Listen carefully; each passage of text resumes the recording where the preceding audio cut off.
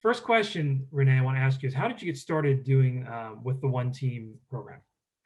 So part of it was Sammy Kastner, who is actually our coordinator of operations, was on National SAC too. And National SAC, actually the OneTeam initiative started with National SAC and a group of other Division III administrators, including presidents, coaches, administrators. So she kind of started the seed for us. And then the other thing was the year before, or maybe 6 months before the program got launched to be facilitated, the NCAA sent us all of this OneTeam stuff. And we didn't put anything up because I felt that the program was worthy, but I didn't want to put it up until we could truly explain it to everybody and make sure that they understood why it was up. Because sometimes, we put up stuff just to put it up, but what does it mean? That, like, if it's on your wall and you're playing in that arena, do you stand behind it? Do you understand it? Can you explain it to someone? Can you truly promote the message? So I think that was kind of the catalyst that got us going with it here. So specifically, what have you done with the OneTeam program at your time at Notre Dame? So last year, which prompted us to also be nominated for the inaugural OneTeam Administration Award, we trained all of our student athletes. So we trained 115, 20 people. So all our student athletes and our staff, and we called it the OneTeam Day. Unfortunately, we had the pandemic stifle our experience, but we trained, everybody went through the training, and I did all of the training. So I can say I picked up the monster load and trained our students, and it was a great experience because it also gave me an opportunity to get to know a lot of them on a different level, which I don't often have that opportunity to do.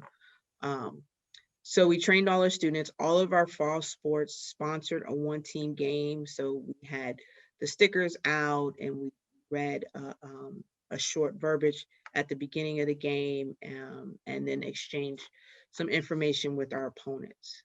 And we were scheduled to do the same for our spring sports and our winter sports, but obviously that didn't happen. That was also in conjunction.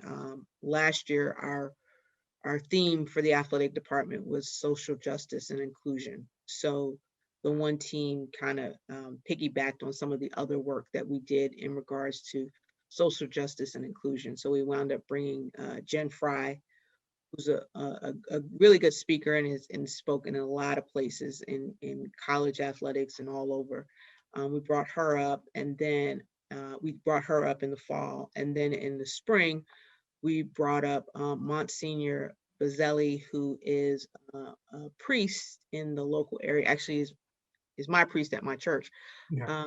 And he is on the diversity and inclusion committee for the city of Baltimore.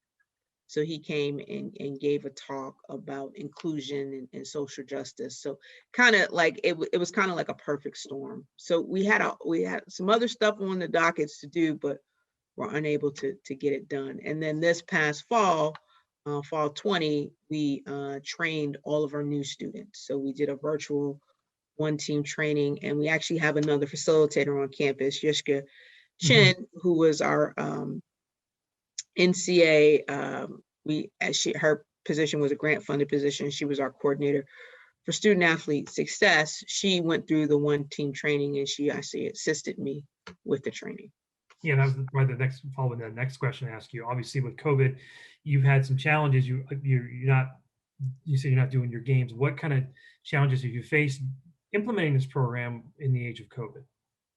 Well, the beauty of the program is the engagement with folks, right? And the personal engagement and people feeling comfortable with sharing their stories and feeling comfortable with being vulnerable and opening up to new ideas, maybe that they haven't experienced before or have experienced before, and are looking for a platform, a safe environment to put some of those ideas out.